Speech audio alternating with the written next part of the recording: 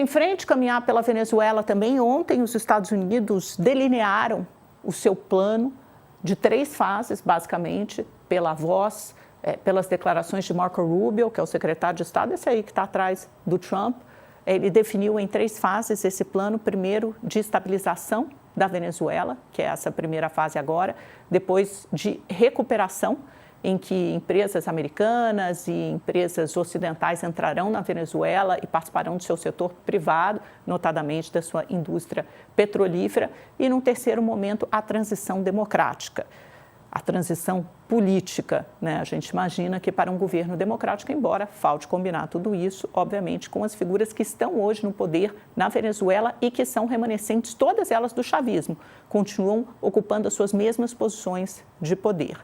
Mais do que isso, Donald Trump, conforme a gente havia relatado aqui ontem, né, que diz que os Estados Unidos teriam acesso de 30 a 50 milhões de barris de petróleo venezuelano, o que corresponde a mais ou menos 2 meses de produção, algo avaliado entre 1,5 e 2,5 bilhões de dólares. Ontem foi mais claro ainda, o seu secretário de Energia, o Chris Wright, disse que, num primeiro momento, os Estados Unidos terão acesso a todo o petróleo estocado da Venezuela. Tem muita coisa estocada que, justamente por ter sido sancionada, não foi vendida, né? Então, no primeiro momento, os Estados Unidos terão acesso a esse petróleo estocado, venderão a preço de mercado. Normalmente esse petróleo é vendido com bastante deságio, com desconto, né, a preços muito mais baratos para a China, por exemplo, porque se trata de um petróleo sancionado, então vão vender a preço de mercado. Esse dinheiro será controlado pelo Tesouro Nacional americano e posteriormente revertido em benefício, como o próprio Trump havia dito anteontem, dos venezuelanos e também dos americanos, né, como se a Venezuela fosse quase que um anexo do território dos Estados Unidos. E depois, o secretário de Energia, Chris Wright, disse que os Estados Unidos cuidarão de toda a venda da produção de petróleo americano indefinidamente, ou seja, ele não colocou um prazo para isso. E a estatal de petróleo venezuelana, a PDVSA, confirmou sim, não confirmou todo esse plano, né, megalomaníaco dos americanos, mas confirmou sim que há negociações para a venda desse petróleo para os Estados Unidos. Então, é aí que estamos em relação à Venezuela. Temos, inclusive, aqui uma declaração, né, do Marco Rubio, aqui está, para falar um pouquinho, elucidar esse plano que ele tem de governar a Venezuela, das fases para a Venezuela. We've gone into great detail with him about the planning. We've described it to him. In fact, it's not just winging it. It's not just saying or speculating it's going to happen. It's already happening. Like the oil arrangement that we've made with PDVSA on their sanctioned oil that they can't move. Understand, they are not generating any revenue from their oil right now. They can't move it unless we allow it to move because we have sanctions, because we're enforcing those sanctions. E temos também um tweet do presidente Donald Trump, né? Ele sempre gosta de postar um tweet, não é um post mesmo na rede social dele, a PDVSA, sobre a Venezuela. Ele diz que acabou de ser informado que a Venezuela vai comprar apenas produtos fabricados, produzidos na América, com o dinheiro que eles vão receber da nossa negociação de petróleo. E essas compras vão incluir produtos agropecuários dos Estados Unidos, medicamentos, infraestrutura de medicamento, equipamento para desenvolver e melhorar toda a parte de infraestrutura e energia da Venezuela. Então, quer dizer, não só ele quer ficar com o dinheiro do petróleo da Venezuela, ou parte desse dinheiro, e ter acesso privilegiado às maiores reservas do mundo, estimadas em 300 bilhões de barris de petróleo, como ele quer que esse dinheiro que os venezuelanos vão ganhar, o grosso disso seja revertido comprando produto dos americanos. Essa via de mão dupla que sempre privilegia e beneficia principalmente o Donald Trump.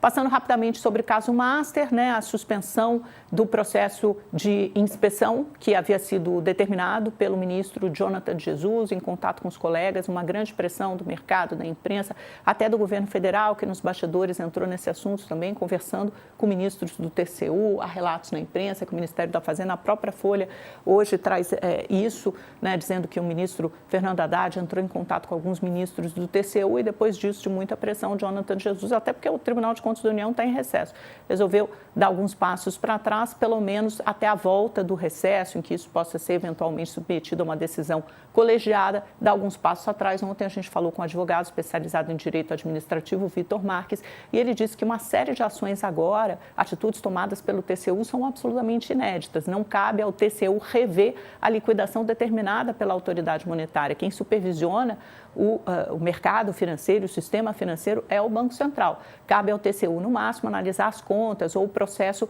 ou procedimento, mas pelas determinações, pelas decisões que estavam sendo delineadas e tomadas até agora, ele extravasava em muito essa fronteira. Uma outra notícia importante de hoje é o Otto Lobo, nomeado para presidente da CVM, a Comissão de Valores Mobiliários, responsável por supervisionar o mercado de capitais. Esse Otto Lobo, ele já estava cumprindo interinamente esse papel quando o seu antecessor deixou o cargo em julho do ano passado, mas ele foi confirmado pelo Palácio do Planalto à revelia do Ministério da Fazenda. O Ministério da Fazenda estava defendendo outro nome, o nome mais técnico. Otto Lobo é visto como nome político, defendido por Davi Alcolumbre, defendido por alguns outros senadores e parlamentares importantes do Centrão, e isso estaria ali na troca para a nomeação, para que o nome de José, indicação do nome de Jorge Messias para o Supremo Tribunal Federal passe no início agora desse primeiro trimestre, na volta do recesso parlamentar. Com isso, vamos para um rápido intervalo comercial, mas fique conosco que já tem entrevista falando sobre perspectivas para 2026 em vários âmbitos. É câmbio, é bolsa, é emprego, crescimento, Venezuela, Banco Master, tudo isso estará em pauta. E você que continua conosco, te convido a dar uma olhadinha aqui no telão. A gente separou alguns indicadores importantes que saíram ontem. O mercado de emprego americano, os indicadores vieram abaixo do previsto, tá? Então, por exemplo, os postos de trabalho, ADP, gerados no setor privado, foram 41 mil gerados em dezembro, sendo que as projeções davam conta de 48 mil, né?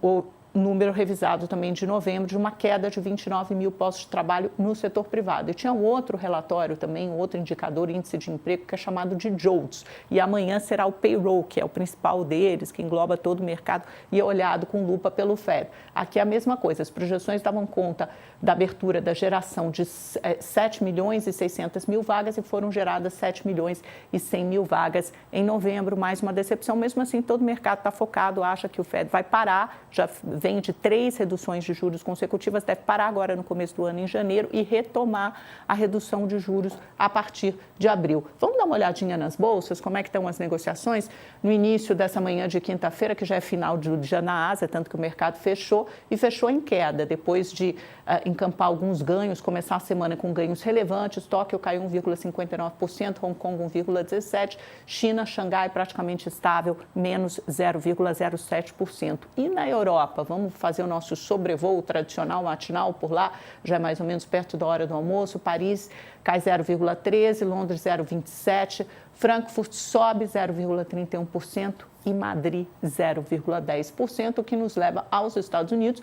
Fechamento do mercado de ontem, S&P 500 e Dow Jones no território negativo, né? S&P 500 caiu 0,34%, Dow Jones um pouquinho mais, 0,94%, Nasdaq subiu, a bolsa de tecnologia, né, as principais ações de tecnologias, Magnificent Seven, subiu 0,16%. E vamos voltar aqui para o Brasil, voltar os nossos olhos aqui para o nosso quadradinho, para o nosso quintal. O dólar, depois de ter caído bastante nos últimos dias, desde o começo do ano, já teve uma queda considerável, importante, devolvendo todos aqueles ganhos do Flavio's Day, e também porque saiu toda aquela pressão, né, em que no final do ano você tem uma época de sazonalidade que os investidores mandam dinheiro para fora, de volta para as matrizes das suas companhias, das suas empresas. Você tem um grande fluxo estrangeiro que sai, que deixa o país, e depois que termina esse movimento, e também com um pouco mais de tranquilidade, calmaria no fronte político, com o mercado absorvendo a ideia de que Flávio Bolsonaro será o candidato da direita, ao que tudo indica agora, para as eleições presidenciais de 2026, o dólar passou a cair de novo, devolveu grande parte desses ganhos e agora ontem fechou em R$ 5,38, leve alta de 0,2%. E o Ibovespa também, que vinha acumulando altas sucessivas, caiu ontem 1,03%, né? A gente teve uma realização de lucro aí, 161.975 pontos.